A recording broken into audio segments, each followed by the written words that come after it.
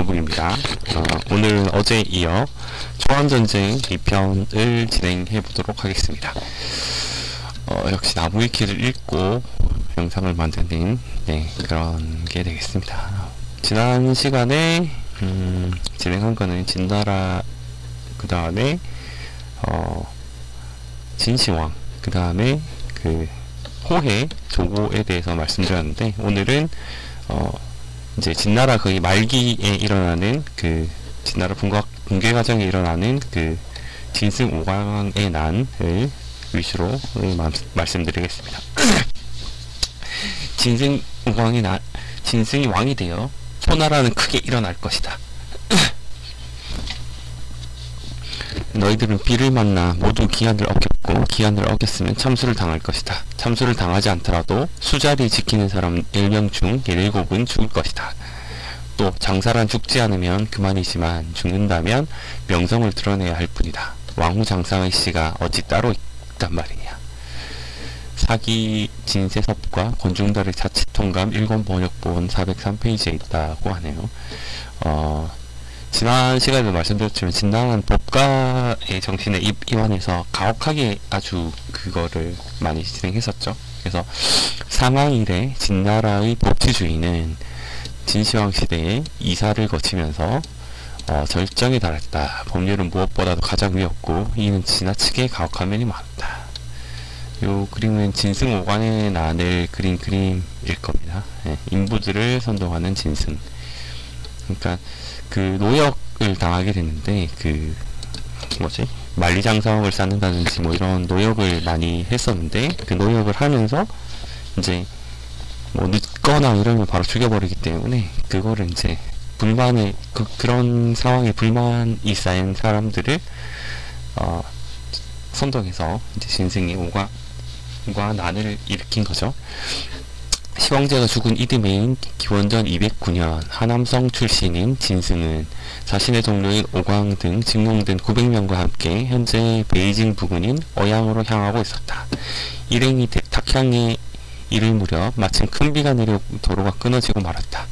이렇게 되자 별 수 없이 발이 묶이게 되었는데, 당시 진나라 법률로는 목적지까지 정해진 시간에 도착하지 못하면 무조건 목을 베어버리게 되어 있었으니 어차피 도망쳐도 죽고 늦게 가도 죽게 되는 상황이 되자 진승과 오광은 에라 모르겠다는 심정으로 인부들을 선동하기 시작했고, 인부들도 동조하여 인수라던 관리들을 모두 죽여버린 다음 반란을 일으킨다. 진승은 장초라는 국호를 세우고 왕위 올랐다. 장초국을 이제 세운 거죠. 만일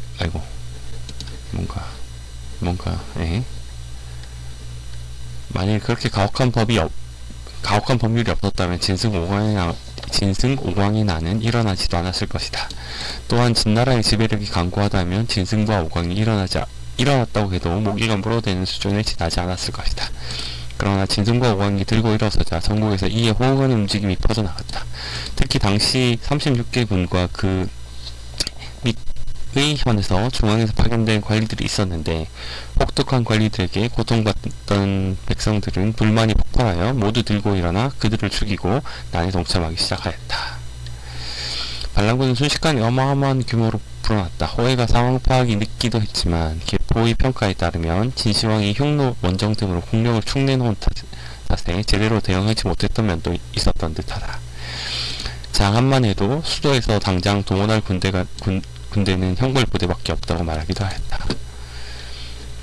그러나 진승은 결국 일개 농민 출신이었기 때문에 무수한 반군 세력을 통합하여 하나로 통솔할 수 있는 권위가 없었다.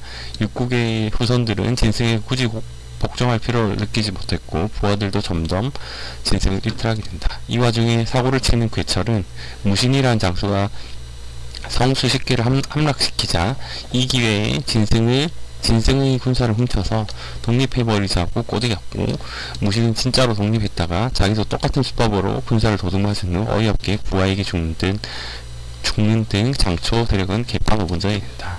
괴철은 나중에도 나오는데 한신의 부하로 한신을 또 꼬드겨가지고 이렇게 뭔가 해보자고 한 그런 인물이에요. 여튼 독립부터 알아본다고 이때부터 계속 꼬드겨가지고 독립시키자 이렇게 막 했던 사람인 것 같습니다.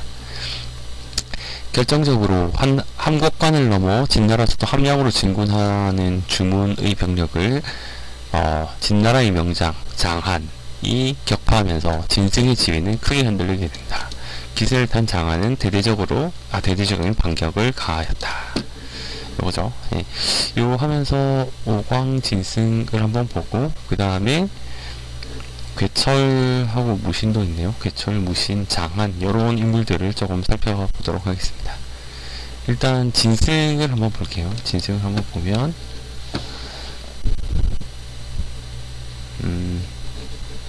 네, 장초의 은왕 진승 계열을 다른 거는 없죠. 네. 계열을 보면 진나라 말기 농민 봉기의 주도자 잔은섭이라고 하고 무능한 황제인 호해와 헌간초고 요건 지난 시간에 했었죠. 때문에 몰락해가던 진나라에서 진승 오광의 난을 일으켜 결정적 몰락의 원인을 제공한 중국의 반역자이다. 동양 역사상 최초의 민중혁명가이자 초안전쟁의 계기가 된 인물이기도 하다. 중국의 유일한 공치제로 그는 공치제의 가왕 오광 중국의 유일한 공치제 공동으로 그거 하는 통치하는 그런 제인가 봅니다. 중국의 유일한 공치제로 이인군주 그의 공치제는 가왕 오광이다. 진승 오광이 아니니까 오광이라고 하는 거예요. 생애 가난한 집에서 태어났다. 과질론에 의하면 찢어지게 가난한 집안 출신의 한낱 농사를 짓는 노예로 살았다고 한다. 그러나 평소 호방하고 보스 기질이 충분한 인물이었다고 전해지며 소장농으로 선전하던 시절부터 허풍을 잘 털어 그를 비우는 사람들에게 연작, 제비와 참새가 어찌 홍곡, 기러기와 고니의 뜻을 알겠느냐라는 명언을 남겼다고 한다. 그리고 이 말은 참새가 어찌 봉황의 뜻을 알겠느냐라는 뜻 등으로 변형되어서 자주 사용되고 있다고 하네요. 이 말이 진승이 한 말이군요. 연작이 어찌 홍국의 뜻을 알겠느냐, 참새가 어찌 봉황의 뜻을 알겠느냐. 만리장성의 건설에 동원되어 공사하차로 향하던 중 큰 비 때문에 900명이 함께 고립되어 기일을 맞춰 도착할 수 없게 되었는데 당시 진나라는 법과 사상에 따라 지나치게 엄격한 법 집행으로 악명이 높았다. 예정된 기일보다 늦게 도착한 것만으로 목이 날아갈 상황이었고 진승은 이왕 죽을 바에 한번 뒤집어 보고 죽자는 생각으로 프로파간다를 퍼뜨렸다. 프로파간다. 진승도 죽을 각오를 해야 하는 문제인지 심란해. 이거는 그냥 넘어가죠. 봉기에 앞서 비단천에 진승왕이라고 붉은 글로 쓴 후 물고기 뱃속에 넣었던 것.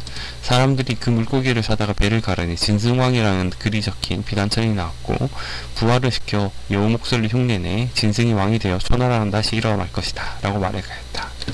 조작을 했군요. 여튼 함께 고립된 다른 사람들도 진나라 법에 의하면 죽을 목숨인 걸 알고 공포에 떨고 있었으므로 이런 나중에 이런 신기한 일을 겪자 모두들 진승이야말로 하늘이 돕는 사람으로 여기게 되었다. 그 부하들의 신뢰를 얻은 진승은 동료 오광과 함께 초나라의 장군을 칭하며 반란을 일으켰다. 이때 남긴 말이 그 유명한 세상에 왕후장상의 시가 따로 있느냐 라는 말이다. 이후 스스로 초를 부흥시켜야 한다는 의미로 국호를 장초라고 짓고 왕위에 올랐으며 친구 오광을 가왕에 임명하였다. 그리고 진나라 진압군과 몇 차례 전투에서 승리해 오늘날 허난성 지방 일대의 여러 고을을 차지했다. 단지 세력만 넓히는 게 아니라 진시황이 쫓던 당대의 장이 진녀를 포섭해 휘하에 두어 세력을 확대하였으며 자신이 진시황의 적자이며 억울하게 죽은 부소 황태자 또는 옛 초나의 명장인 항년 장군이라고 선전해 많은 무리가 호응하였다. 진승이 반란에 편승하여 진나라에 불만을 가진 세력들이 우후죽순처럼 밀고 와 기세를 크게 올리고 각지에서 군세를 일으켰다. 이후 초안쟁패기의 주인공인 항우유방도 이 무렵에 등장하게 된다. 그러나 진승이 일개 농민 출신이었고 역사적 유명인들을 사칭하는 것도 처음 잠깐 이후로는 안 통했기 때문에 무수한 반군 세력을 통합하여 하나로 통솔할 수 있는 권위가 없었다. 육국의 후손들은 진승에 굳이 복종할 필요를 느끼지 못했고 부하들도 점점 진승을 이탈하게 되었다. 부하 무신이 조왕을 사칭하면서 배반을 하였고 아까 나왔죠? 무신 괴철이 꼬드겨가지고 조나라를 다시 세우자 뭐 이렇게 해서 독립한 모양입니다. 또 다른 부하인 주문이 함국관에서 진나라의 명장 장안에 의해서 후퇴하기 시작하면서 점점 몰락의 저주를 보였다. 더욱이 친구 오광마저 부하의 배신으로 죽자 시대에 빠지게 되었고 진군의 대대적인 공략에 의해 수세에 몰린 끝에 결국 자신의 마부에게 살해당하여 파란만장한 삶을 마감하게 되었다. 자세한 전개는 진승 오광의 난에서 볼 수 있다. 결국 그는 패배자가 되었지만 그의 행동이 마냥 헛되지만은 않았다.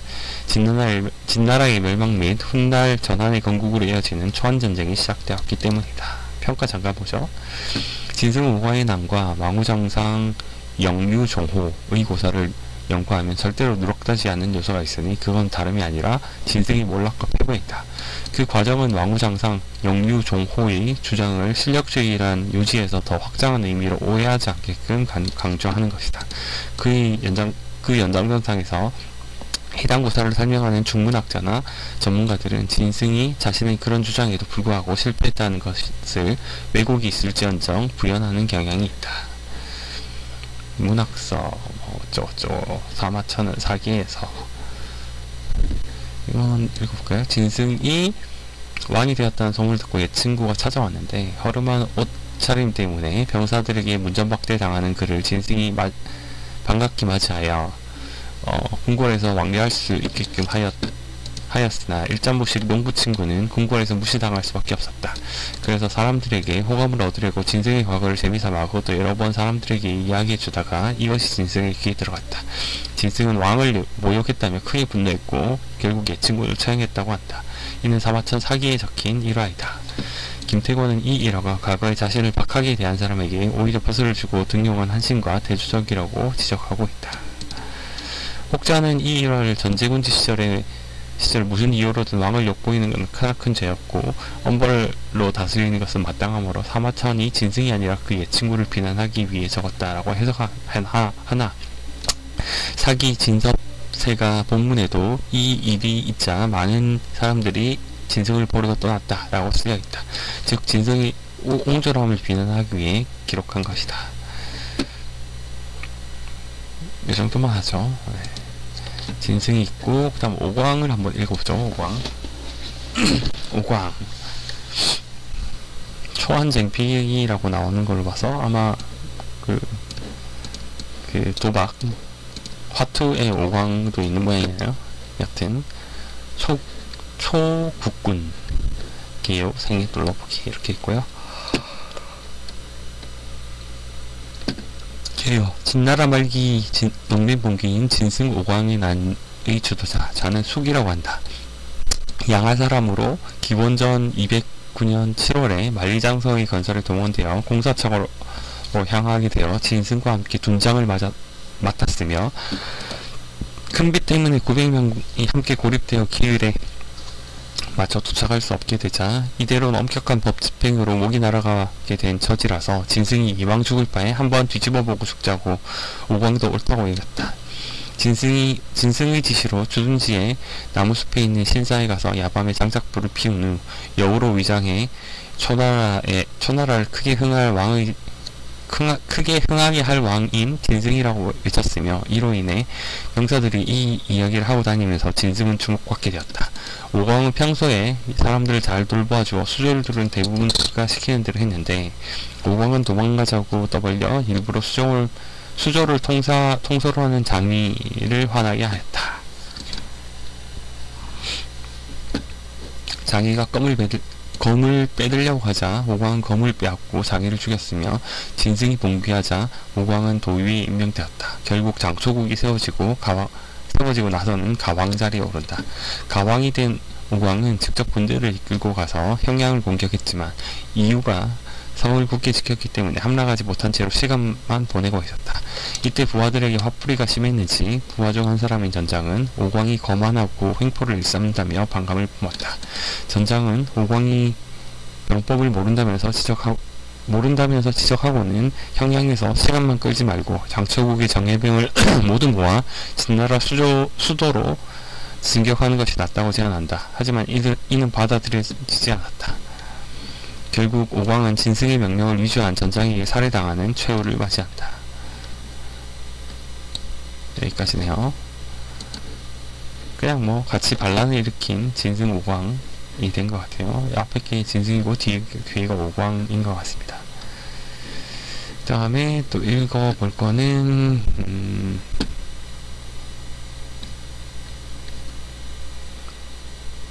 진수왕 시대의 그 이사, 그 제상을 치를 때 이사를 한번 볼까요? 이사는 그 앞에 조고한테 그거 설득을 당해서 호해하고 같이 그 부소를 죽이고 했던 그 제상이죠. 한번 읽어보겠습니다. 이사 전국시대 주요 제자백과 사상가 있고 요분이 이사라고 하네요. 이사하고 승상, 초나라 상체 뭐 이렇게 되어 있습니다. 생애는 진나라가 중국을 통일하기 전까지는 관심이 없고요. 진나라가 중국을 통일한 이후에 어떤 생애를 살았는지 한번 보겠습니다. 소개하고 2-2 보도록 하겠습니다.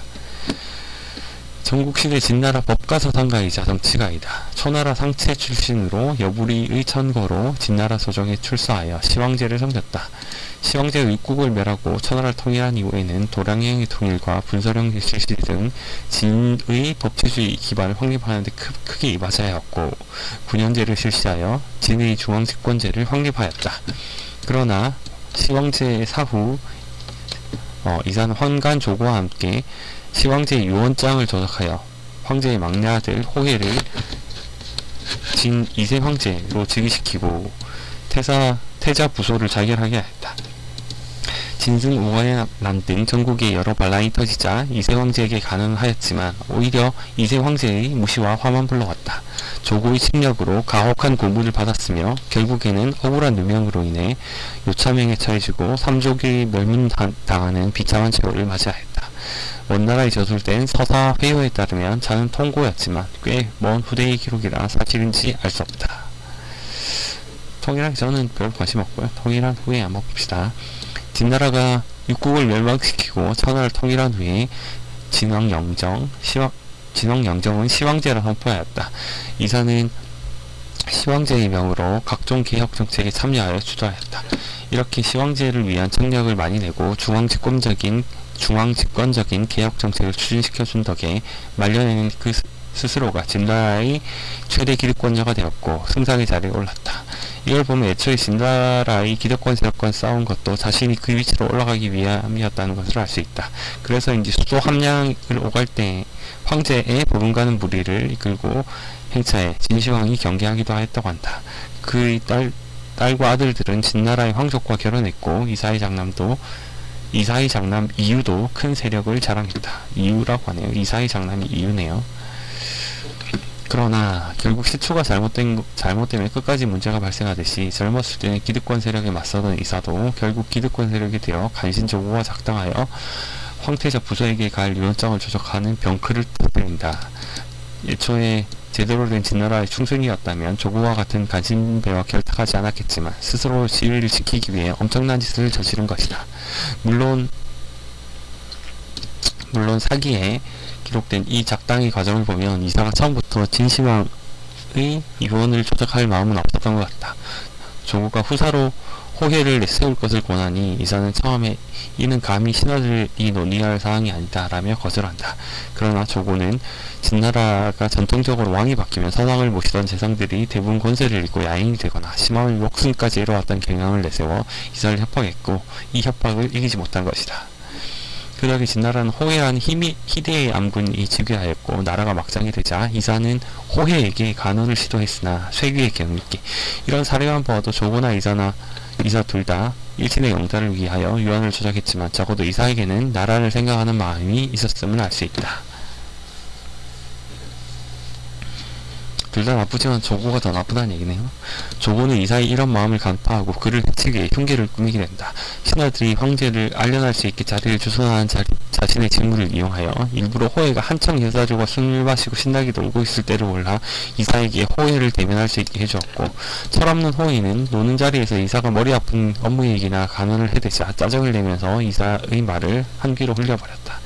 이런 일들이 반복되면서 호에는 이사를 불쾌하게 여기게 되었고, 이것을 기회로 권력을 독점하려는 조고는 이사의 장남이자 삼천군 태수였던 이유가 반란자 진승 장초의 군대가 지나갈 때 막지 않았고, 이사와 진승이 서로 했다는 혐의를 씌워서 감옥에 붙잡아두고 만다.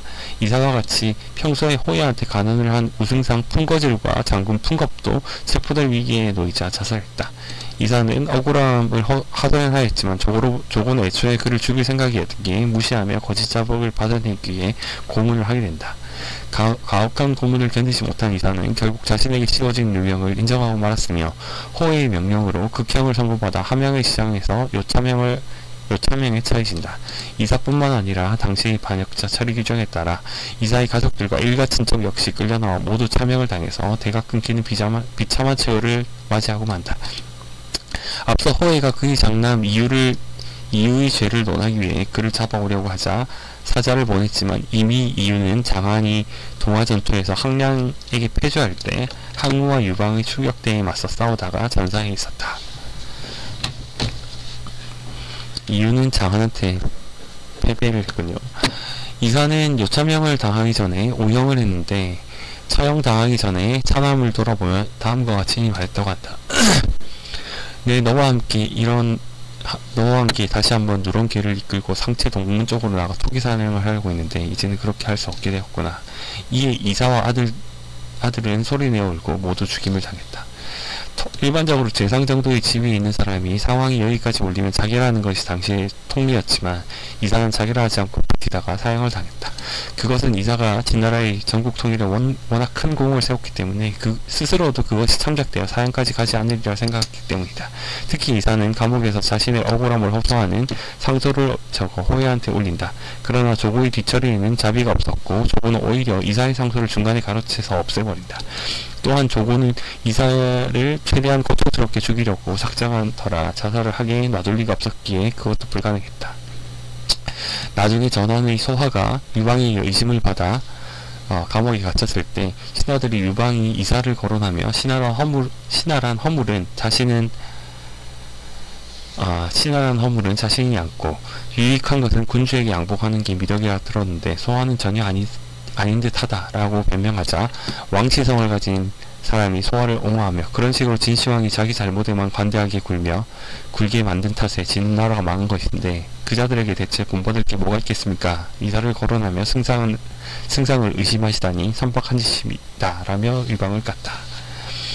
사기에는 이사가 죽자 진나라 내부에서는 이제 진나라는 끝났다라고 한탄하는 소리가 많았다고 한다. 아무래도 호해나 조고를 포함한 3명 중에서 그나마 국정을 잘 이끌어갈 능력이 있었던 유일한 인재가 숙청림에서 더 이상 진나라를 보호할 인재가 없음을 한탄한 것으로 보인다. 희대의 평가를 보겠습니다. 희대의 간신 조고와 손을 잡는 실수를 저질러 평생을 헌신해온 제국과 자신의 가문까지도 망쳤다는 평가가 지배적이나, 사실 뛰어난 능력을 지녔으며 실제로도 많은 업적을 남겼다. 시황제의 명으로 각 나라마다 달랐던 도량형을 하나로 통일시키고, 문자 또한 소전제로 통일시켰으며 각종 제도를 신설하기도 하였다. 대표적인 것이 군현제. 중앙의 황제가 직접 중앙에서 관리를 파견해 지방을 통제하는 군현제는 진시황이 추진한 것으로 알려져 있지만, 계획을 구체적으로 세우고 적용한 것은 이사의 업적이다. 통일 이전 진나라는 상황의 개혁으로 군현제가 실시되고는 있었지만 이는 제한적이었고, 무엇보다 진나라 땅에서만 추진되고 있었지만 이것을 드넓은 중국 전체에 강력한 법과 사상과 함께 적용시킨 것은 이사의 업적이다. 그러나 통일 이전의 중국은 주나라의 시스템인 봉건제가 1000년이 넘는 세월 동안 자리 잡고 있었기에 군현제에 익숙하지 않은 너무나 시대를 앞서간 정치 시스템이었다. 이런 정치 체계를 만든 것만으로도 중국사에 남을 만한 명재상 취급을 받을 만하다. 이것을 증명하는 것이 항우다. 진을 멸망시키고 항우가 그대로 복권시킨 정치 시스템이 봉건제였고, 이 봉건제는 강력한 중앙 집권제의 중앙 권력의 집권의 부재로 이어졌으며, 이것의 결과물이 바로 초안전쟁이었다. 그렇다면 이사의 군현제는 실패한 것인가?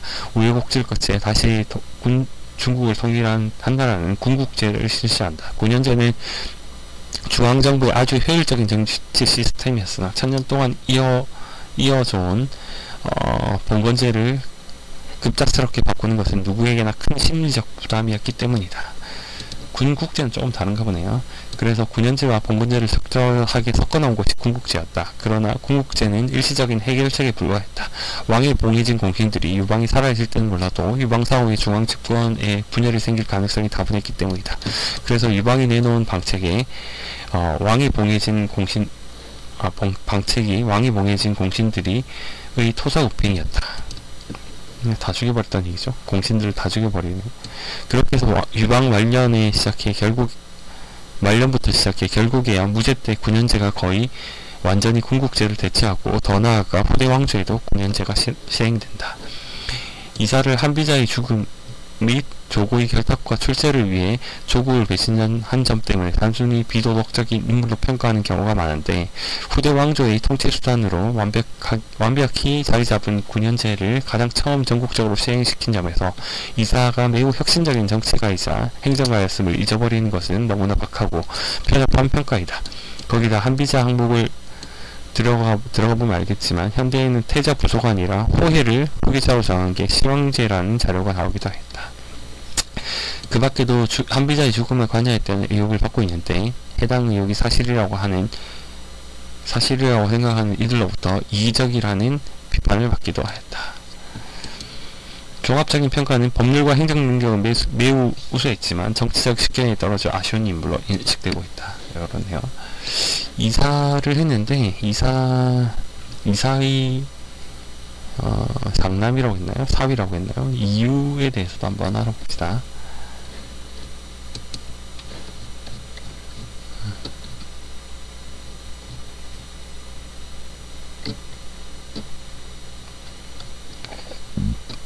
이사를 다시 가서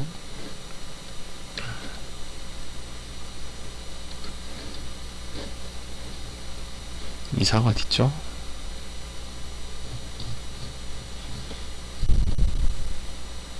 진승에서 나왔나? 이사가? 아, 여기구나. 이사에서 다시 이유. 그냥 이유라고 치면 되게 되기 때문에 삼국지에 나오는 이유가 나오기 때문에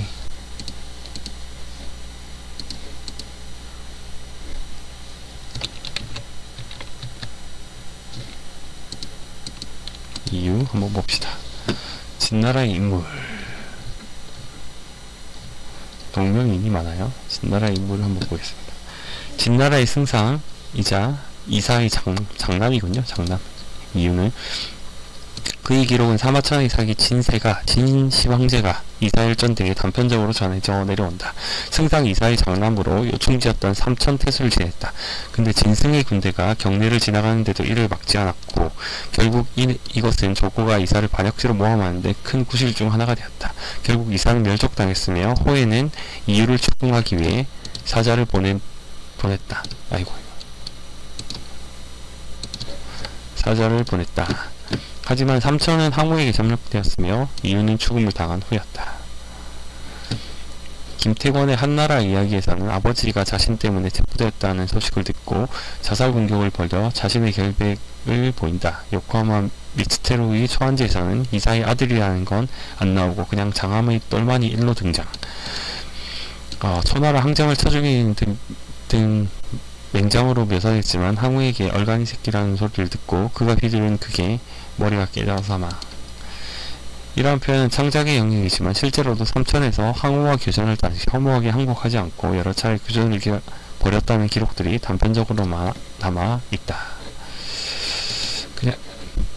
그냥 장남이고 그 장한한테 졌다. 진나라의 장한한테 졌다. 뭐 이 정도 되겠네요. 네, 그 다음에 이사는 생각보다 뭐 중요한 인물이었군요. 초안전쟁에서 다시 한번 보겠습니다.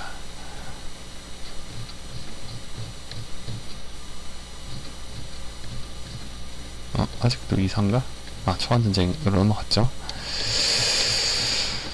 그 다음에 장한을 보겠습니다. 그 진나라 말기의 사람인데 장한이 어디까지 왔죠? 패왕항우 앞에까지 명장장한이 나오죠. 명장장한. 장한을 한번 보겠습니다. 진나라 말기에 그 장군인데 진승 오광의 난이 일어나자 그거를 토벌한 장수죠. 근데 군대가 거의 없어가지고 그때 그 부역자라고 해야 되나? 그 감옥에 있는 사람들을 범죄자들을 모아가지고 군대를 만들어서 진승 오광의 군대를 그 격파한 그런 장군으로 보입니다. 자, 장안 한번 보겠습니다. 장안이 이렇게 생겼네요. 옹왕 장안. 자기는 옹왕이고 장한 상장군이 최종식이었고 사망제는 폐구 이렇게 되겠습니다. 진나라의 장군 및 정치인 진제국 말기에 각지에서 일어난 반란군들을 하나하나 분쇄한 명장이었으며 항우만 없었더라면 반진 반란을 거의 종식시킬 뻔했다. 진나라가 멸망한 뒤 초안쟁피기 또는 초안장피기 때는 초나라에 항복하여 18제왕 중 옹왕으로 임명되었다. 초안지에도 등장한다. 한자를 다르게 읽어 장감 또는 장함으로 불리기도 한다.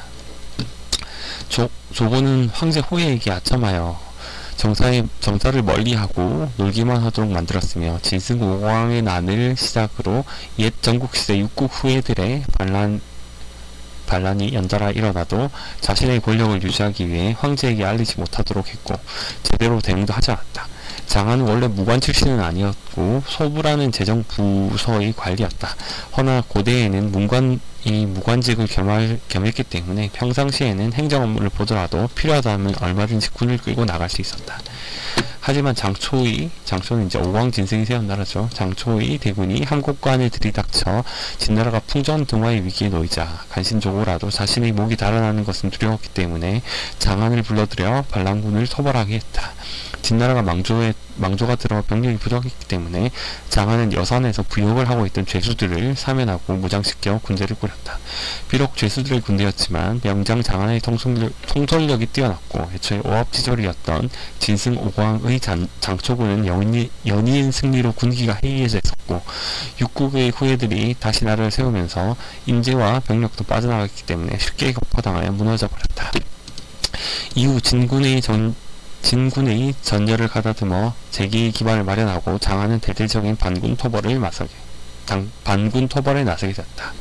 항우에게 패하는 기원전 207년 거록대전 이전까지 장안의 전공은 걸출한 것이었다. 호의 칙서를 위조하는 대담한 수법으로 조나라의 무신을 와해시켰으며 제나라의 전담을 죽였고 위나라의 위구를 격파하는 등 반군을 격파하여 승승장구하고 있었다. 전역의 군대를 섬멸하기 위해 제나라를 공격하던 도중 구원군으로 온 항량과 동화에서 격돌을 했는데 이때 처음으로 대패를 당했다. 항량은 추격군을 꾸렸는데 그 지휘관이 항우엔 유방엔 항우라는 개사기 조합이었기 때문에 다시 전투를 치렀지만 또 지고 말았다. 하지만 장안은 완전히 무너지지 않고 진지를 구축하는 데 성공했고 패배에 놀란 진조정으로부터 막대한 추가 병력을 지원받았다. 한편 항량은 이 같은 승리를 과신하며 자기가 잘나서 이긴 줄 알고 천하에 자신의 적수가 없다는 오만함에 빠졌고 항우와 유방이라는 최고의 전력을 다른 곳으로 내돌려 전력을 분산시키는 치명적인 실수를 저지른다. 동화전투 후 겨우 2달 만에 장안은 정도에 주둔하고 있었던 항량에게 기습을 가했고 항량은 허무하게 사망하고 만다. 이후 조나라 공략에 나서 거록을 포위했는데 이때 송이를 죽여 초나라의 군권을 장악한 항우의 맹공에 대패하게 된다. 거록을 포위를 했는데 송이를 죽였고 초나라의 군권을 송이가 이제 항우의 그 상사였죠. 그러니까 송이를 죽여, 그러니까 항우가 송이를 죽여. 그러니까 거록이 장안이 아니고 장안이 이제 거록을 포위를 했는데 항우가 그 상관인 송이를 죽이고 초나라의 군권을 장악한 다음에 맹공을 가해서 장안이 대패하게 된다 이런 얘기입니다.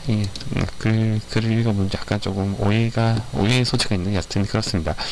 장안은 극원에 주둔했고 항우는 장안 남쪽에 주둔한 채 양측 모두 싸우지 않고 몇 달 동안 대치 상태가 이어졌다. 그러다가 장안이 뒤쪽으로 슬금슬금 퇴각하자 전황을 모르던 호해는 장안을 꾸짖었는데 호해가 한국 파악을 못하고 있는 것이겠거니 하고 여겼던 장안은 사마원을 보내 제대로 설명하려 했다. 근데 왠지 조고가 바로 나타나서 알련시켜주지 않고 사흘간 시간을 끌자 사마원은 누군가 금품으로 포섭하여 내부 파악을 한 결과 너무나 커져버린 장안을 숙청하고 군권을 장악하기 위해 장안과 자신들을 모함하고 있었다는 사실을 알게 된 사마원은 즉시 불이 나게 도망쳤다. 적어도 허겁지겁 사마원을 추격했으나 잡을 수가 없게 되었다. 돌아온 사마원은 조고가 조정을 농단하고 있어서 호해는 차마 만날 수가 없었다며 공을 세워봤자 시기당할 것이며 패배한다면 책임을 지고 죽게 될 것이라는 말로 항복을 하기를 구했다. 진나라의 회의를 느낀 장안은 진군 20만 명을 이끌고 항우에 투항하자 다행히도 장안의 항복을 받아주었다. 하지만 뒤끝이 끝내주던 항우는 장안과 장수만 살려두고 반란을 방지하는 빌미로 항복한 진나라의 군대의 20만 명을 신안에서 생매장해버렸다. 너무 심하군요. 항우가 진나라를 멸망시킨 뒤 범증의 진언에 따라 장안은 같이 항복한 진나라 장수인 사마은과 동예와 함께 옛 진나라의 영토를 셋으로 쪼개 만들어진 삼진왕의 하나인 옹왕으로 봉해졌다. 같은 진나라 사람이 다스리면 불만이 적을 것이라 생각했었다. 하지만 진나라 사람은 장안을 학살자인 항우에게 붙은 업자의 정도로 이겨서 그는 원망을 받고 인심을 얻지 못했다. 물론 장안, 사마은, 동예, 3인방은 따지고 보면 항우에게 속은 피해자인 만큼 앞잡이 따위에 비교할 만한 사람들은 아니었지만 항우가 삼진왕을 뺀 진나라 병사들 수십만 명을 생매장에 몰살시켰으니 적어도 진나라인들이 생각하기엔 장안 등 3인은 자신들만 살자고 20만 명이나 되는 사람들을 팔아먹은 매국노였다. 세 사람에겐 정말 억울하겠지만 그게 현실이었다. 한시는 유방의 진나라 사람들이 세 사람을 원망하는 마음이 골수까지 차 있었으며 아무도 그들을 믿고 따르지 않는다고 단언했을 정도이다. 거기에 자신을 따르던 부하들은 모두 신안에 묻혀있어 군사를 재정비할 여력도 없었고 진나라 땅까지 항우가 불태우려고 때려 부쉈기에 생산력과 경제력마저 처참했다. 민심, 군사, 경제 세 가지 모두 엉망이 된 상태에서 분봉된 지 세 달 뒤에 유방의 항군이 진창로로 나와 삼진을 격파하기 시작했다. 삼진은 아까 그 세계 영역 어디지? 수도 근처, 진나라 수도 근처의 세계의 왕국이죠. 장안은 몇 차례 맞서 싸웠지만 합해 상대가 다른 이도 아닌 한신이었고 번번이 참패하고 패구에서 농성하는 처지가 되었으며 유방 측은 당시에는 장안이 급하지 않았기에 포위만 해놓고 지나갔다.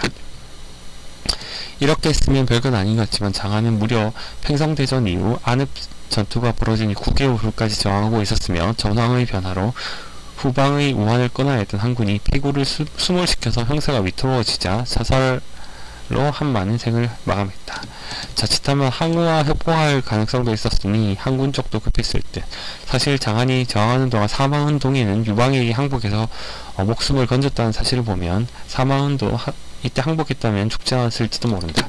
하지만 부하장수에 불과했던 동예 사마은과는 달리 장안은 신안대 학살의 공범으로 인식되어 있었으므로 항복했어도 그를 죽이지 않았다면 유방은 관중의 지지기반을 잃게 되었을 테니 죽여야만 하긴 했을 것이라는 사람도 있지만 일어나지 않은 일은 알 수 없는 노릇이다. 유방에게 합류해서 눈에 띄는 공적을 세웠다면 은퇴시키는 정도로 끝냈을 수도 있는 일이고. 평가. 진나라를 최후까지 지탱한 대장군이자 진나라의 최후의 명장이었으나 시황제의 죽음 이후 죽음 보기 지나치게 없었다. 이세황제, 정확히는 조고와 항우 둘 모두 암군이자 폭군이었다. 초나라에 투항하기 전까지 최소한 신안대학살 이전까지는 당대의 빛나는 명장이었으며 전공만 따지면 한신에게도 견줄만한 수준이었다. 오합지졸에 가까운 죄수들을 죄수군단을 이끌고 진승의 난을 진압하고 재건된 제나라, 위나라, 한나라, 조나라, 조나라를 멸망으로 몰아쳐 진나라 말기의 대대적인 반란을 거의 잠재울 뻔했던 인물이었으며 외부의 강적 항우와 내부의 적 조국만 없었더라면 장안은 진나라의 치세를 다시 공고하거나 쉽사리 진제국이 무너지지 않도록 버틸 수 있게 만들 수 있는 장소였다. 다만 유방이 함양까지 고작 3달 거리를 남길 때까지 장안과 호해에게 보고를 누락시키고 장안을 해원하지 못하게 만들었던 흑막 조구가 있었기 때문에 또 모르는 일이기도 하다. 장안이 바로 해곤하지 않는다면 함양이 유방에 넘어가는 부분은 똑같을 수도 있다. 말년마저도 신한대학살에 유명을 쓰고 인망을 상실해 그 명함이 극명히 갈린 비운의 장수다. 장안은 신한대학살을 자신이 저지른 것도 아니고 그 이전에 조고의 눈밖에 나버려서 항복할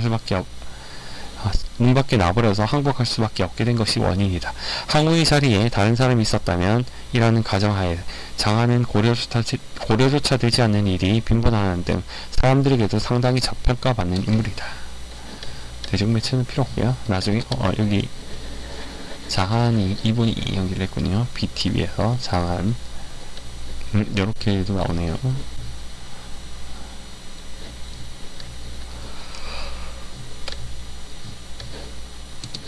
그 다음에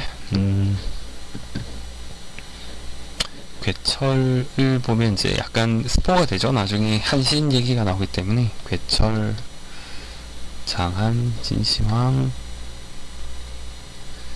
그러면 진승무왕 받고 이제 무신 한번 보겠습니다. 괴철은 나중에 보고요. 무신 요걸 딴 걸 참조하고 됐네요. 무신 초안쟁패기 진말 한초의 군 초안쟁패기 진승 오화의 난에서 진승의 부장으로 자립하여 조왕이 되었다가 살해되었다.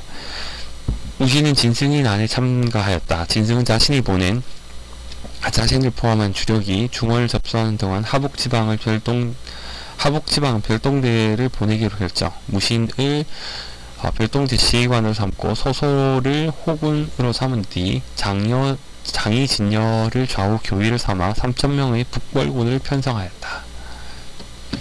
옛 전국시대 조나라 지역으로 나아간 무신은 여러 호걸들과 함께 유사하여 수만 명의 군세를 얻고 스스로 무신군이라 일컬었다. 그리고 조나라의 10개성을 무력으로 함락시키고 마침 무신을 찾아온 변설가인 괴철의 계력을 이용해 30여 개성을 싸우지도 않고 함락시키는 엄청난 성과를 거두었다.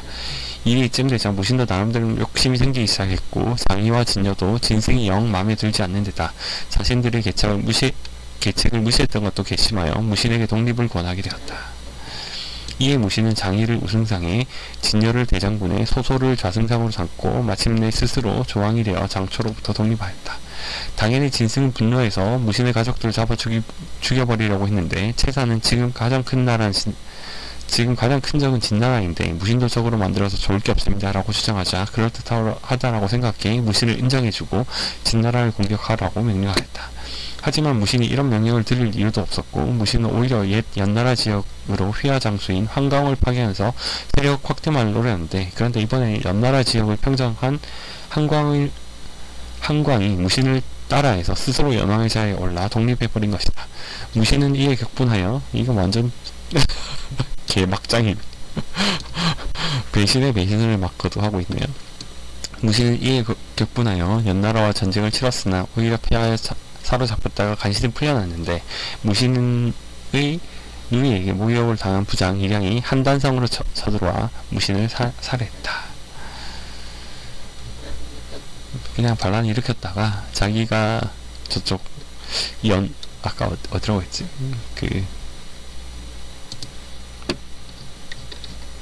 보낸 오른쪽 연나라 지역으로 보낸 한광한테도 또 똑같은 걸 당하고 하여간 개판업 문장이에요. 개판업 문장. 그랬습니다. 그 다음에 패왕항우를 한번 보겠습니다. 패왕항우.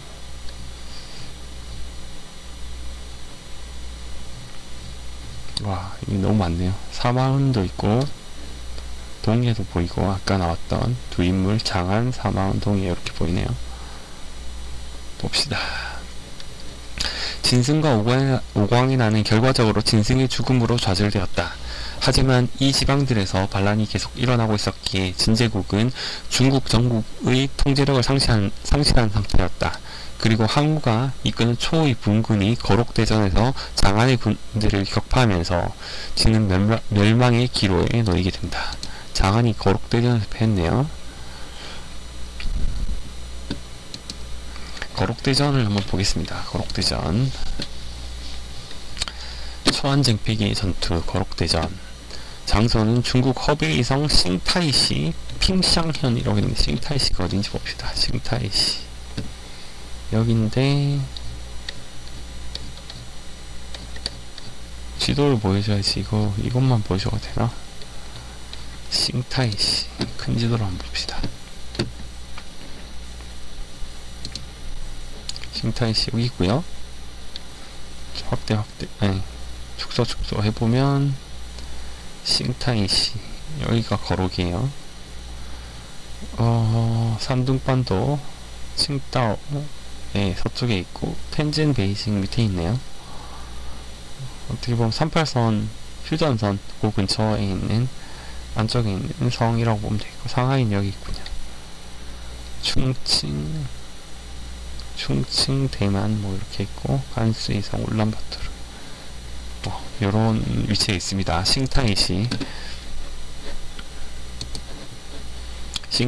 핑상형이고 진군과 초군의 건국 일처의 결전이 일었다. 진은 장안 사마운동에 한장, 왕리, 섭각, 소각 뭐 이런 사람들이 있었고, 초는 항우, 범증, 영포, 포장군, 전도, 전한 이런 사람이 있었고, 거의 한 2만 명 이상. 그리고 피해 규모는 불명이고, 여기 이제 피해에다가 괴멸.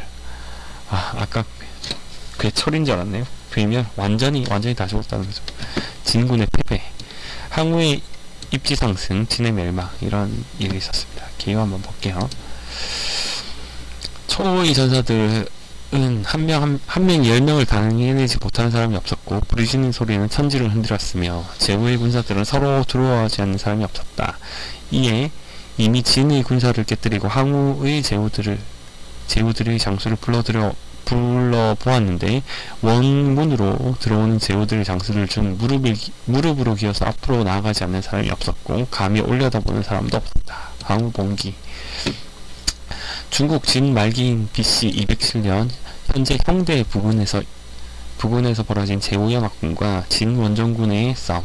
기본적으로 조나라 고원전이었으나 실제로 제후연합 중에서 제대로 진나라 부대와 전투를 치른 부대는 항우의 초나라 부대가 전부였다. 근데 그것만으로도 차고 넘쳤다. 진승 오광의 난 과정에서 그야말로 압도적인 힘으로 반란군을 진압했던 진나라는 이 전투의 대표로 인해 완전히 멸망의 방점을 찍어버리게 된다. 또한 항우는 인력 전 중국 최강의 사나이로 떠오르게 되었다. 그리고 진나라 말기 혼란스러운 판도는 대번에 정리되었고, 소환전쟁의 시작을 알리는 계기가 되었다. 와, 거록전쟁이네요. 발단. 진나라의 몰락과 장안의 등장. 백기, 왕전, 목념 등 명장과 그리고 압도적인 생산력을 가지고 전국시대의 최강국으로 군림한 진나라는 기어코 실황제의 손으로 중국 통일이라는 대업을 이루어내게 되었다. 그러나 이러한 위협도 잠시 진나라의 지독한 법가식 통치와 만리장성, 축성 등 무리한 대외 정책으로 백성들의 불만을 폭주했고, 결국 진승 우광의 난으로 이러한 내적 갈등은 완전히 표면화되고 만다. 이로 인해 진나라는 수도 함양 부근까지 수십만 대군이 밀고 오는 최악의 상황까지 놓였으나, 장안이 중군의 부대를 격파한 뒤 아예 진승까지 참살해버리는 엄청난 군사적 위협을 세운 끝에 간신히 목숨줄을 유지하게 되었다. 진나라가 멸망하기 직전의 상황에서 오히려 적의 수계인 진승을 죽이는 일을 성공한 장안은 그 기세를 놓치지 않고 다른 봉기군을 모조리 진압하려는 시도를 벌였다. 첫 번째 목표는 바로 위나라 공략이었다. 장안의 진격과 위나라의 멸망. 진승을 물리쳐 기세를 올린 장안은 곧바로 임제로 진력해 진격해 위나라를 쳤다. 위나라의 제왕이었던 위군은 주부를 보내 제나라, 초나라의 구원병을 요청했다. 이때 제나라에서는 군주였던 전담이 직접 구원하러 왔고, 초나라에서는 항타를 지휘관으로 삼아 지원병을 보냈다. 항이 맞죠? 항의 직계 가족 중에 하나겠죠. 그러나 구원병도 장안에게는 상대가 되지 못했다. 장안은 밤중에 벼랑간 기습을 해서 대번의 제초연합군을 박살내었으며, 이 싸움에서 전담과 주부를 모두 참살하였다. 전담이 직접 왔는데 죽었네요. 왕이었던. 구원병이 삽시간에 박살하자 위왕 위군은 절망했고, 그대로 황정을 계속하면 백성들이 다칠 것을 염려해서 항복을 약속하고 본인은 불에 타서 자살했다. 위나라는 이렇게 다시 재건되기가 무섭게 멸망되었고, 전담의 동생이었던 전령은 남은 군사를 거두어 동화로 달아났는데, 장안이 이를 추격해서 포위했다. 제나라의 군사들은 이렇게 동화성에서 포위되어 제나라 본국에서는 새로운 왕을 세우는 등 난리가 벌어지고 있는 절망적인 상황에서 또 다른 속보가 전해졌다. 초나라의 무신군 항량이 북상하기 시작한 것이다.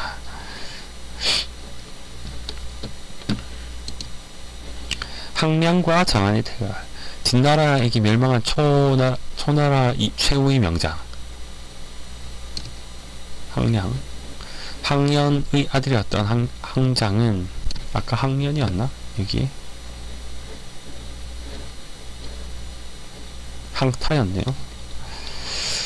어쨌든 진나라에게 멸망한 초나라 최고의 명장인 항련, 그 항련의 아들이었던 항량은 혼란을 틈타 기반을 쌓아 초나라를 부활시켰으며, 초회왕 옹심을 옹립하여 망국의 한을 갚았다.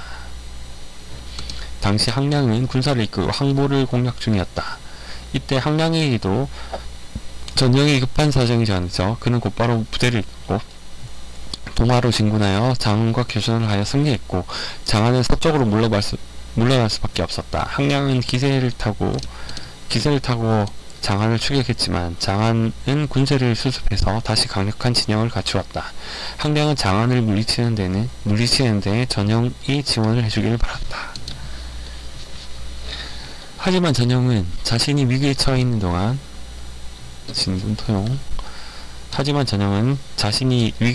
동안 다른 사람들이 새로 왕을 세운 일에 격분하여 오히려 동쪽으로 나아가 제나라를 뒤흔들어 버렸고, 왕으로 추대되었던 전가는 초나라로 달아났으며, 상국이었던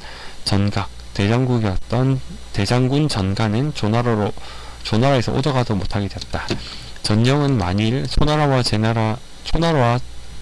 조나라가 이들을 죽여준다면 바로 군사를 보내주겠다고 약속했으나 두 나라 모두 난색을 표했기에 지원군을 전혀 보내지 않았다.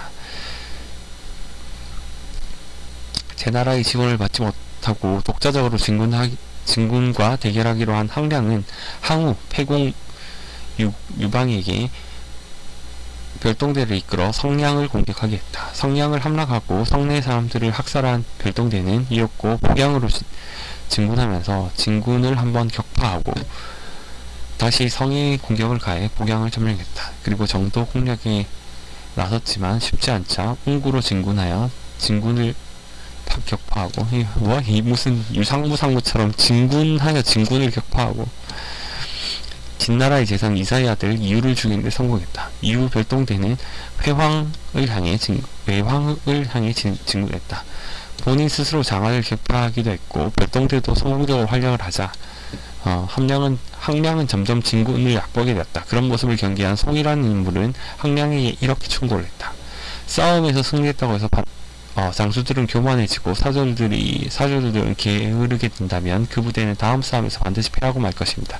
지금 우리 군사들의 사기가 다소 나태해지고 진군의 세력은 더욱 늘어만 가고 있으며 이에 신은 장군을 위해 두려워하는 것입니다. 하지만 항량은 이런 말도 대수롭지 않게 여기면서 대신 송이를 제나라의 사절로 보냈다. 당시 제나라의 전령이 지원군을 보내지 않았으니 이를 설득하라는 명령일 테지만 성가신 송이를 쫓아버리려는 목적도 있었을 것이다. 송이는 제나라를 향하던 도중 제나라에서 온 사절인 고릉군이라는 인물을 만나게 했다. 송이는 고릉군에게 이렇게 말했다. 무신군 항량을 만나기 위해 가는 길이라면 무진군은 곧 있을 진나라와의 싸움에서 패하고 말 것입니다. 공은 행보를 천천히 하여 초나라에 들어가시면 죽음을 면할 수 있을 것이고 발걸음을 빨리 하여 들어간다면 화를 피할 수 없을 것입니다. 천천히 가라는 얘기죠. 어디였지? 조나라로 가라고 했나? 어쨌든 제나라로 아이고 너무 심하게 구분해야 될 나라들이 너무 심하게 많네요.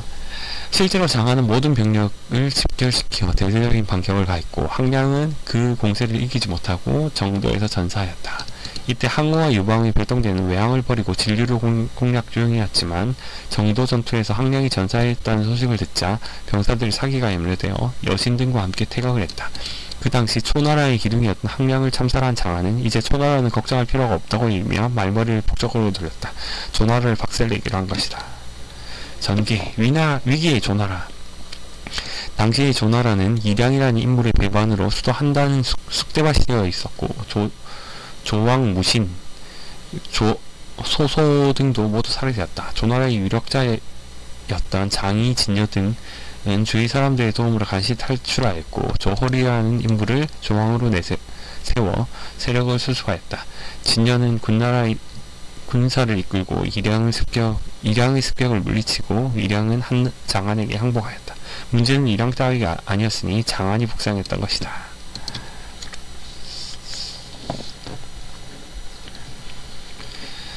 한단에 도착한 장안은 성을 모조리 파괴하고 그곳의 주민들을 한해군으로 이주시켰다. 장이와 진여 등은 거록으로 우선 도주했는데 장안은 수하인 왕리를 보내 거록을 포위하도록 하였다. 진여는 성이 포위되기 전에 북쪽으로 달아나서 수만 명의 군세를 얻은 후 다시 남하였지만 거록을 포위하고 있는 진나라 병사들이 워낙 가공스러워서 함부로 싸움을 걸기도 힘들었다.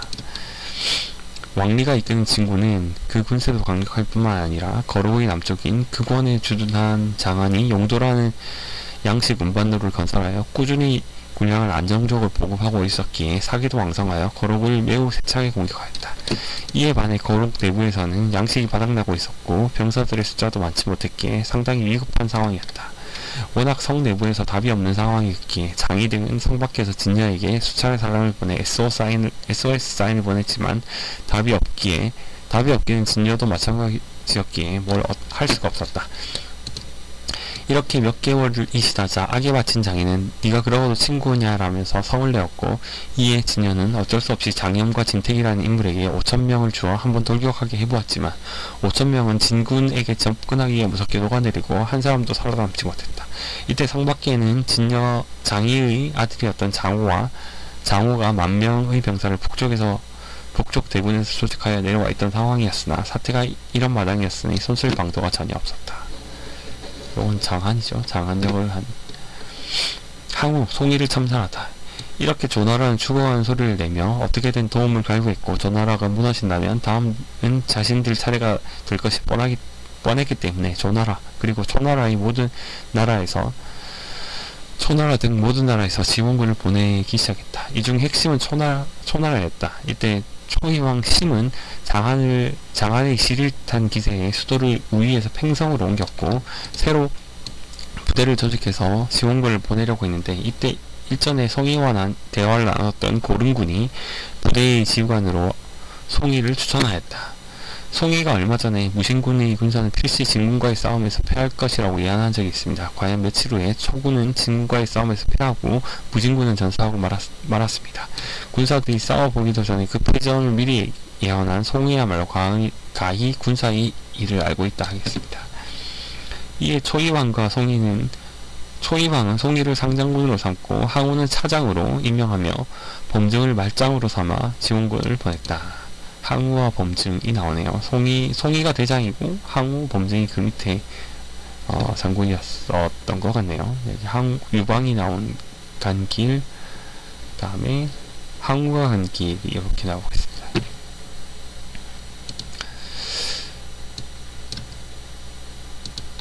그보다 앞서 초이왕은 먼저 관중에 입성하는 사람이 그곳의 왕이 될 것이다 라고 엄포를 내려놓은 상황이었다. 하지만 사태가 이 지경에 이르렀으니 다른 장수들은 광중으로 향하는 걸 꺼리고 있었는데 항우만은 항량이 사려는 일에 격분하여 서쪽으로 향하기를 원하고 있었다. 서쪽으로 향하고 싶었던 항우가 조나라로 간 것은 항우를 꺼린 여러 늙은 장수들 때문이었다. 초회왕 주변 사람들은 항우니 심심하면 사람을 죽이니 이 경우에는 유방을 보내 적당히 다독이는 편이 낫다 하면서 유방을 추천했던 것. 그 때문에 서쪽으로 향하는 것은 항우가 아닌 유방이 되었다. 유방이 까만색 선이죠. 요렇게 갔다. 항우는 이렇게 갔다. 이런 내용이네요. 경좌관군이라고 불린 송이와 항우의 부대는 이렇게 해서 서쪽이 아닌 북쪽으로 행군을 하기로 되어 있었다. 근데 송이는 안양에서 46일 동안 너무채 진군을 하려고 하지 않았다. 답답해진 항우는 직접 송이에게 따져 물었다. 진이 조를 포위하여 급한데 마땅히 빨리 군사를 이끌어 황하를 건너야 하고 우리 초가 그 외곽을 치고 있는 조는 안에서 호응하면 진군을 꿰뚫리는 것이 분명합니다. 하지만 송이는 항우의 의견을 무시했다. 그렇지 않소. 무릇 소위 등 뒤에 붙어 그 피를 빠는 날파리는 잡을 수 있으나 털에 붙여있는 석회는 어찌할 수 없는 것과 마찬가지로 지금 진과 조를 공격하여 이긴다 할지라도 그 군사들은 필요해질 것이며 진이 조를 공격하여 이긴다 할지라도 그 군사는 필요해질 것이며 그리 되면 우리는 그 기회를 타서 진군을 파할 수 있어. 이와 반대로 진군이 이기지 못할 경우 군사들을 이끌고 서진하여 필요해진 그들을 공격한다면 틀림없이 우리는 승리를 취할 수 있어. 고로 진과 조 두 진영의 군사들이 먼저 싸우기 내버려 둬야 하오. 무릇 철갑을 들고 병장기를 휘두르며 싸움에 임하는 것이 내가 공보다 못하지만 장막에 앉아서 작전을 짜는 일은 공보다 내가 더 나을 것이오. 2호 탄낭이죠. 2호 탄낭. 두 마리의 호랑이가 서로 막 하기를 바라는 그런 작전이군요. 이 말을 한 후 송이는 군중에 명령을 내는데 내용은 다음과 같았다. 용맹하기 호랑이 같은 자는 참을 것이다. 삐뚤어지기가 염소 같은 자는 참을 것이다. 욕심이 많기가 이리 같아서 강하여 부릴 수 없는 자는 참을 것이다. 이건 거의 항우를 참아야겠다는 얘기인데요. 이 명령의 대상이 누구인지는 말할 것도 없을 것이다. 항우로서는 열받을 수밖에 없는 상황이었는데 송이는 한술 더 떠 싸우러 나와서는 아들인 송량을 제 나라의 재상이 되게 하는데 힘을 쓰고 아들을 배웅한답시고 술을 마시면서 신나게 연애를 하며 놀았다. 당신은 이미 11월쯤이라 날씨가 추웠는데 아침 비까지 내려 병사들은 굶주림과 추위 때문에 힘들어하고 있었다. 이런 분위기를 지켜보던 항우는 병사들을 선동했다. 모든 힘을 다해 진군을 협격해야 하는데 불구하고 오랫동안 한 곳에 머물고 앞으로 나가지 않고 그 기회를 놓치고 이제는 세상에 기근이 들어 세상의 백성들이 굶주리고 사들들이 콩잎을 먹으며 연명하고 있을 정도로 군중에는 굴량미마저 동이 났다. 그럼에도 불구하고 그 자식은 호화로운 연회를 열어 음주가물을 즐기고 있으면서 군사들을 이끌고 하수를 건너 조 땅의 식량을 먹이고 조군과 함께 힘을 합해 진군을 공격하지도 않으면서 입으로만 그들의 필요함을 엿보겠다라고 말하고 있다. 무릇 진나라가 건국한 초나라를 공격한다면 새로 건국한 조나라를 공격한다면 아마도 그 새가 조나라를 압도할 것이다. 조나라는 결코 강력한 진나라의 상대가 될 수 없음에도 어찌 그들의 필요하기를 기다린단 말인가. 얼마 전에 우리 군사들이 진군에 패함으로써 좌불안석이 된 왕은 경내의 모든 군사들을 내어 장군에게 내어주어 나라의 전망은 이 한 번의 출격에 달려있음에도 오늘까지 사줄들은 돌보지 않고 그 사사로움만 추구하고 있으니 송이라는 자는 사직을 지킬 수 있는 신하가 아니다. 그렇게 분위기를 만든 항우는 적당히 타이밍을 봐서 어느 날 새벽에 송이의 막사를 기습 그 자리에서 목을 베어버리고 장수들에게 송이 이놈이 무한지를 해서 전하가 죽이라고 명령하였음이라고 군령을 유자하였다. 다른 장수들이라고 해서 그 내방을 모를 리 없겠지만 항우의 포스가 너무 엄청나서 모두 항우를 떠받들었다. 그렇게 임시로 상장군에 대한 항우는 송이의 아들을 추격하여 살아였고 환초를 시켜 초나라에 보고하게 하였다. 초회왕은 항우를 상장군으로 임명하였다. 이게 개판이네요. 어쨌든 그 당시 항우의 위세는 가히 초나라를 뒤흔들었다. 항우는 지체하지 않고 북방 조나라 구원전에 참여했다.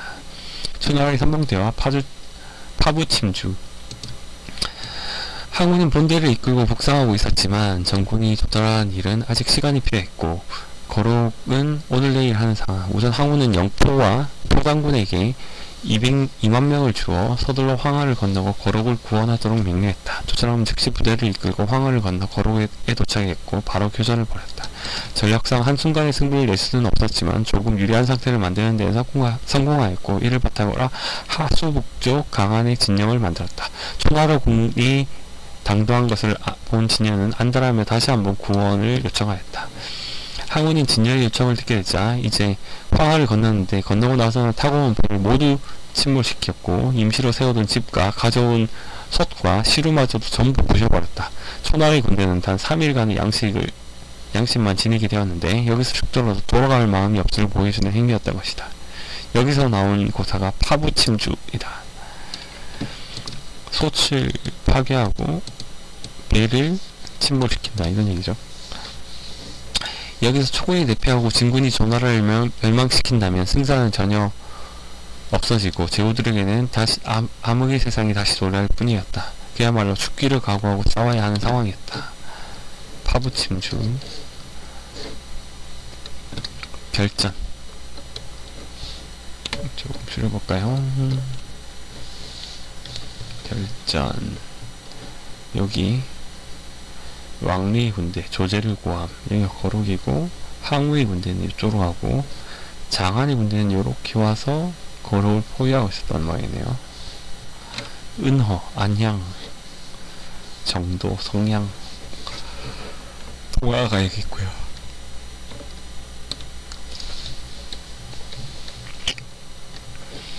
마침내 도착한 항우는 왕리의 군대와 회전에 돌입했다. 이미 영포, 즉 경포가 몇 차례 진군을 격파하여 진군이 당혹스러워하는 사이 항우는 진군과 사생결단을 낼 기세로 맹렬하게 힘대힘 전투를 치렀다. 항우는 장안의 용도를 끊어버렸고 이에 용도는 아까 본로라고 했죠. 이에 진군은 식량이 이제 부족하게 되었다.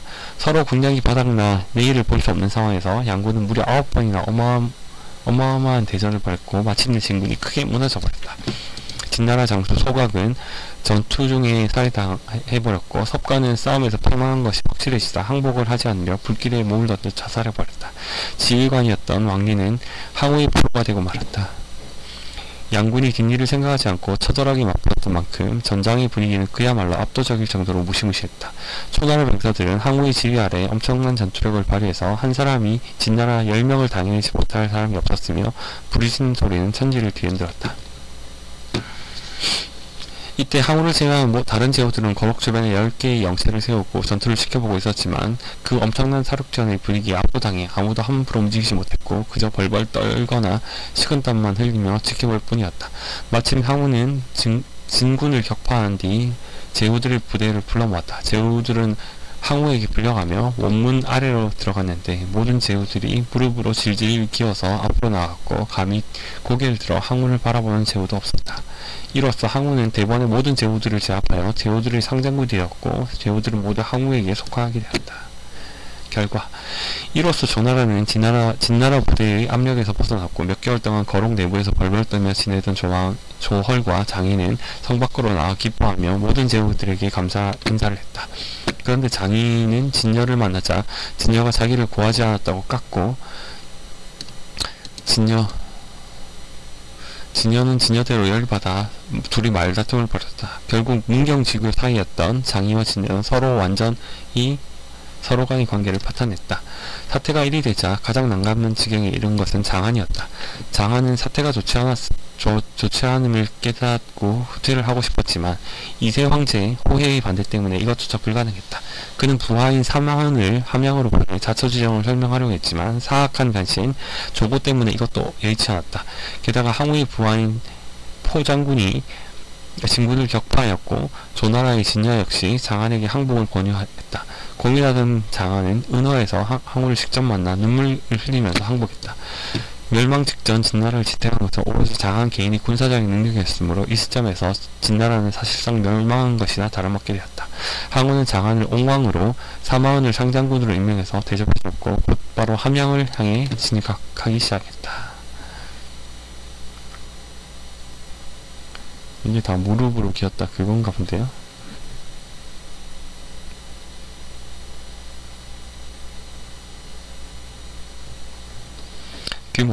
이 전투의 병력 숫자에 대해 진군 15만과 8천의 초군이부터 초나라가 이긴 전투라는 이야기가 유명한데 병력의 사기나 자치 통감에서는 병력의 숫자에 대한 기록이 없다.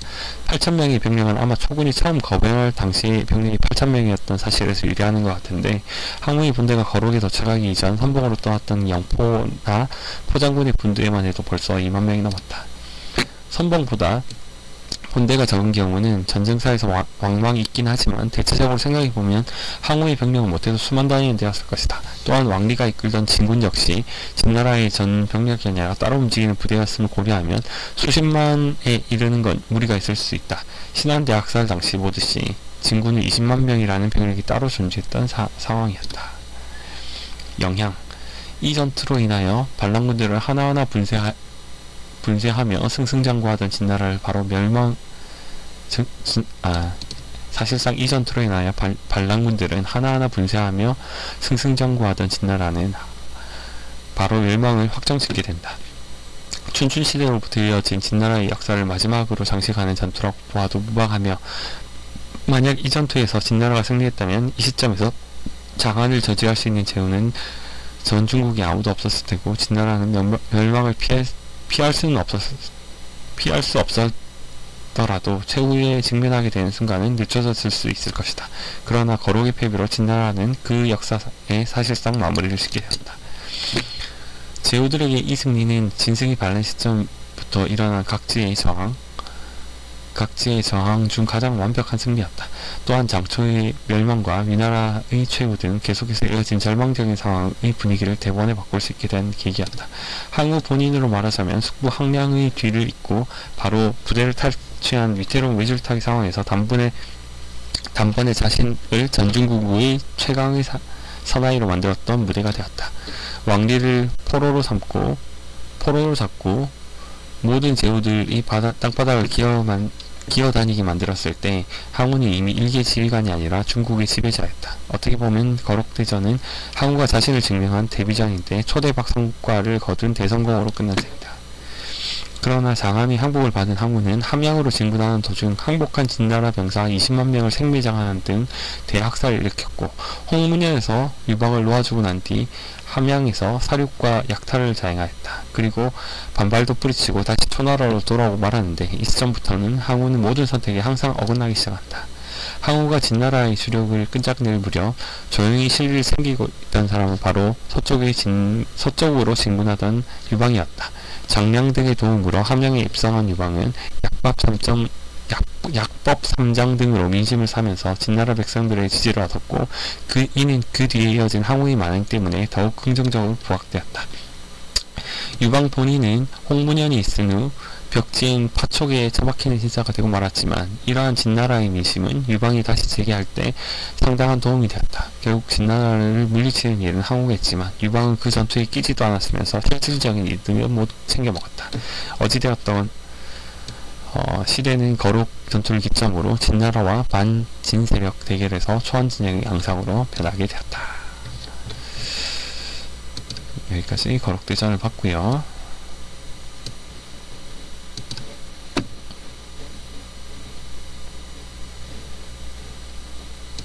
여기까지 왔네요.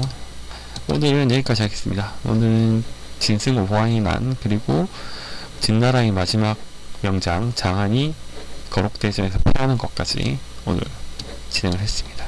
그 다음에 다음 시간에는 유방에 대한 얘기들을 좀 하게 됐고 홍문현 얘기 그리고 마지막 진나라 왕인 자영 뭐 이런 분들 얘기를 하면서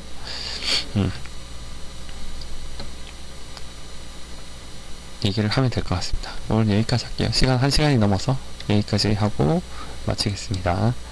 네, 그럼 다음 시간에 또 뵙겠습니다.